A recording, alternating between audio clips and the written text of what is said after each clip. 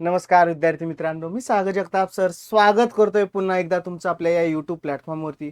विद्यार्थी मित्रांनो, पवित्र पोर्टल प्रणाली सुरू आहे. आपल्याला माहिती आहे, विविध जिल्हा परिषद असतील, महानगरपालिका, नगरपालिका, संस्थांच्या जागा अपलोड त्याच्या या पवित्र पोर्टलवरती होत आहेत.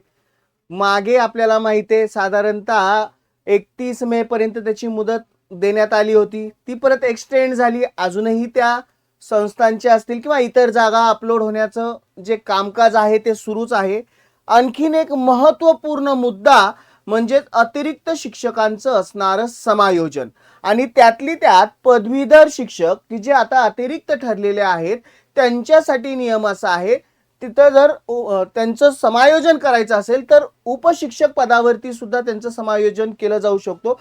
परंतु मुद्दा उपस्थित झाला, जे पवित्र पोर्टल प्रणालीद्वारे मागे त्यांची शिक्षक पदवीधर शिक्षक म्हणून नियुक्ती झालेली आहे, त्यांनाही तिथून पदावनत केलं जाईल का असा प्रश्न होता.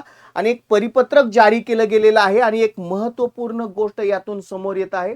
जाणून घेऊयात कोणतं हे परिपत्रक आणि त्यातून कोणती गोष्ट निष्पन्न केलेली आहे.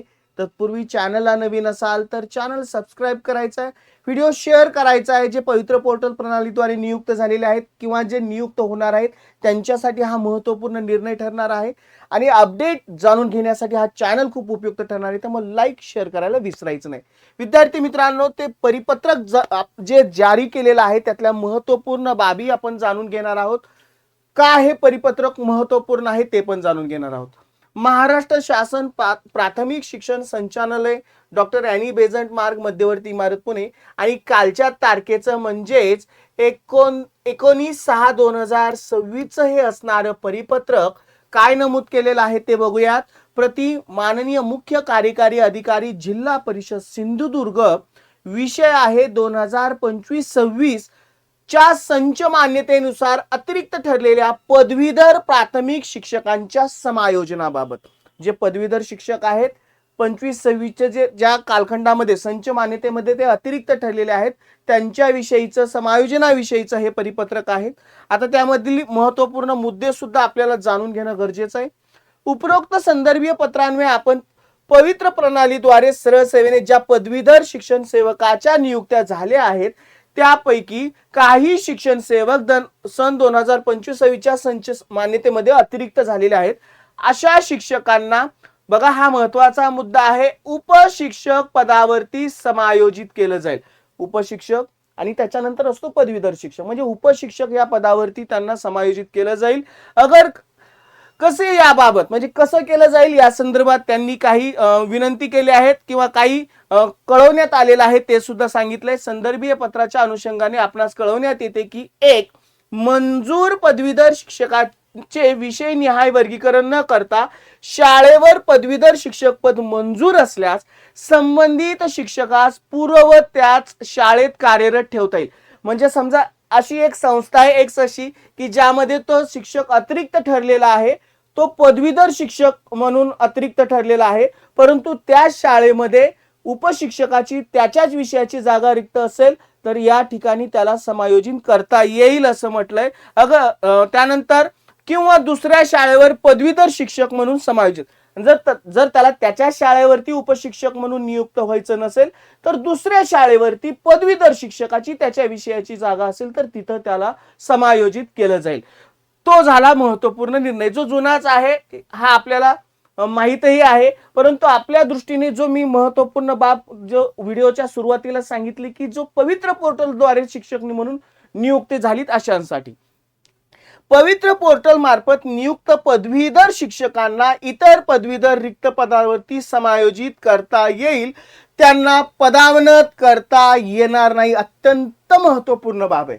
म्हणजे त्यांना अतिरिक्त ठरलाय ठीक आहे, त्यांना दुसऱ्या शाळेवरती गेल्यानंतर त्यांना फक्त आणि फक्त त्या पदवीधर शिक्षका ठिकाणी त्यांना नियुक्त मिळेल.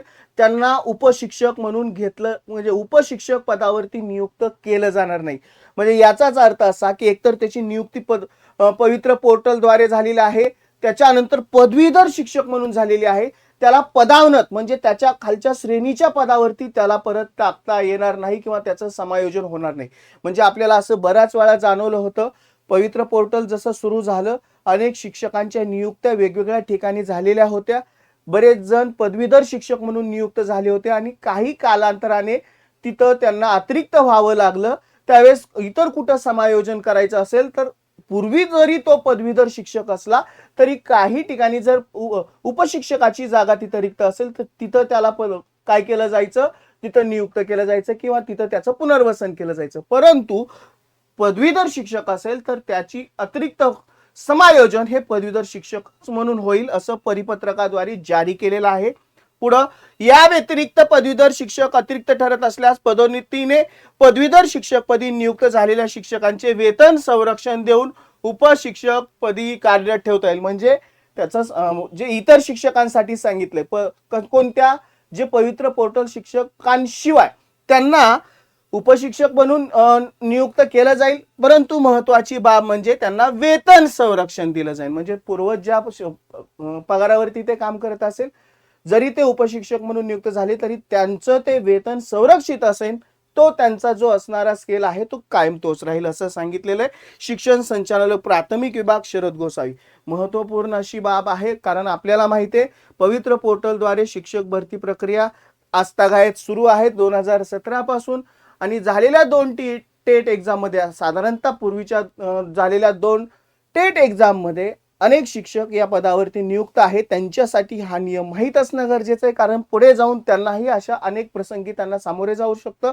त्यामुळे या परिपत्रकाद्वारे एक स्पष्टता येते, क्लॅरिटी येते. माहिती कशी वाटली कमेंट बॉक्स थ्रू जरूर कळवा. आवडले असेल लाईक करा. चॅनलला नवीन असाल तर चॅनलला सबस्क्राईब करायला विसरू नका. चला विद्यार्थी मित्रांनो, या महत्त्वपूर्ण माहितीसह मी सागर जगताप सर इथंच थांबतोय. पुन्हा भेटू पुढच्या अपडेटला. Good bye and take care.